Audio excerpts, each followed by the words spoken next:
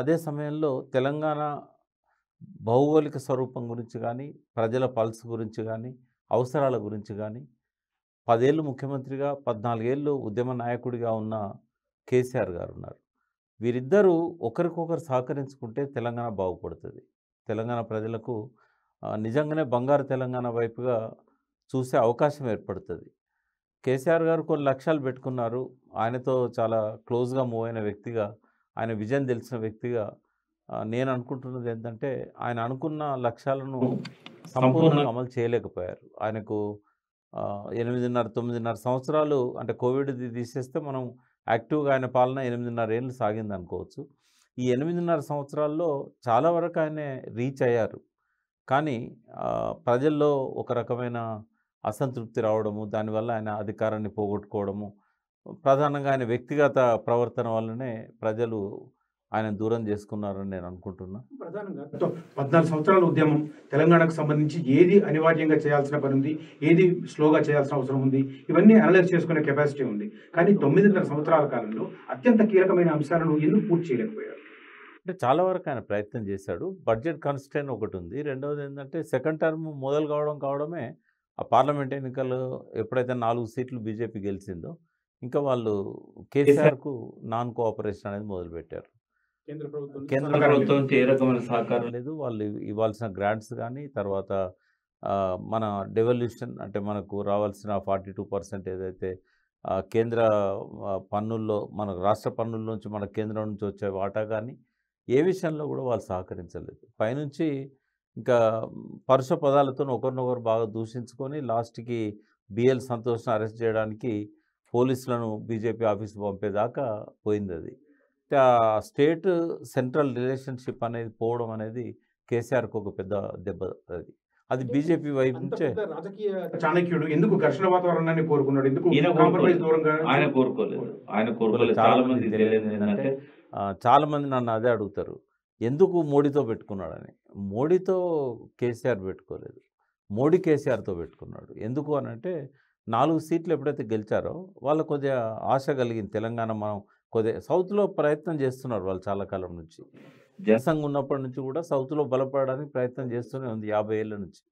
But Shyam Prasad Mukherjee కాలం నుండి మోడీ దాకా కూడా ఆ అవకాశం దొరకలేదు వాళ్ళకి. బట్ ఇక్కడ ఏమైందంటే 4 సీట్లు ఎప్పుడైతే పార్లమెంట్ సీట్లు వచ్చాయో పోయిన ఎన్నికల్లో, ఇంకొక ఆశ కలిగింది. అంతకుముందు కూడా మీరు గమనిస్తే ఆ 5 ఇయర్స్ వాళ్ళు ఆంధ్రలో పట్టు కోసం ప్రయత్నం చేశారు. మురళీధరరావు లాంటి వాళ్ళని ఆంధ్రాకి ఇన్ఛార్జ్‌గా పెట్టి.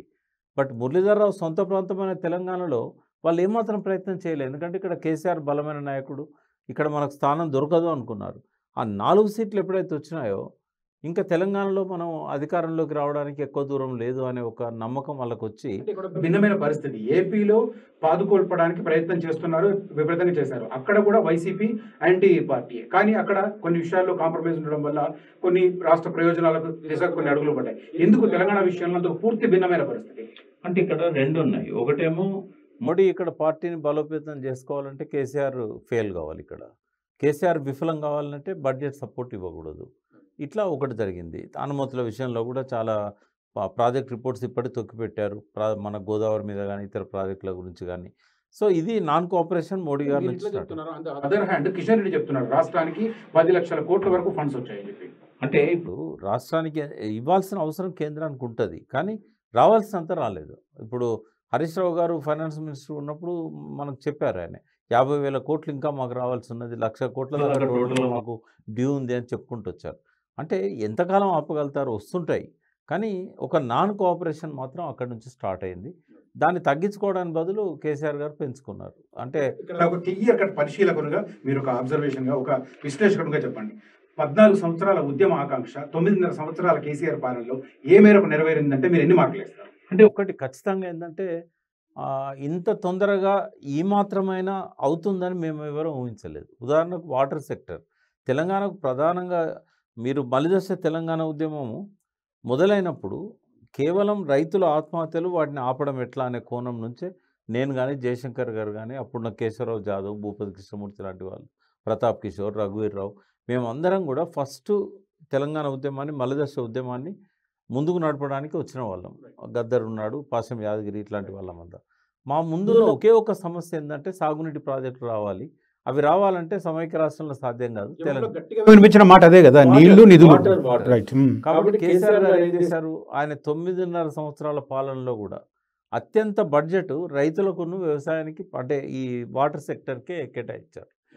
ఆ మేరకు ఆయన సక్సెస్ అయ్యారు. అందులో ఏం మాకు అనుమానం లేదు. ఒకవేళ ఆయనకి ఇంకొక టర్మ్ కూడా అవకాశం ఇచ్చుంటే పాలమూరు రంగారెడ్డి కానీ ఈ పెండింగ్ ప్రాజెక్ట్స్ కూడా అన్నీ అయిపోయేటి. ఒక విజనరీ ఆ విషయంలో ఇరిగేషన్లో ఆయనకున్నంత పట్టు ఎవరికి లేదు.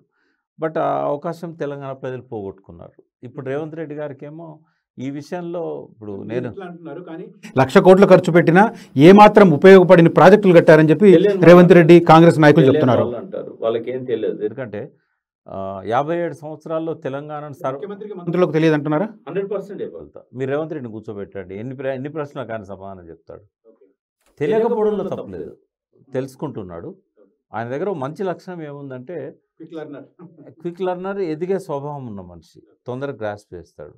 బట్ ఐ అప్రిషియేట్ చేస్తాడు. ఆయన డెఫినెట్గా అవగాహన పెంచుకుంటాడు. ఉత్తమ్ కుమార్ రెడ్డి కూడా అవగాహన పెంచుకుంటున్నాడు. బట్ నేను సాధ్యం కాదని నేను వాళ్ళతో. బట్ కేసీఆర్ గారికి ఉన్న విజన్ కానీ అది రావడం కష్టం. ఎందుకంటే పల్లె పల్లె తిరిగి ప్రజలను కలిసి వాళ్ళ బాధల్లో ఆయన మమేకమై ఆయన ఏర్పరచుకున్న అవగాహన కేవలం అధికారంలోకి రాగానే ఆ మమకారం, ఆ ప్రేమ ఆ ప్రజల పట్ల ఉంటుంది, ఆ రైతుల పట్ల ఉంటుందని నేనైతే అనుకోను. అసలైన తొలి వెలుగు. ఫాలో వాట్సాప్ @తొలి వెలుగు official.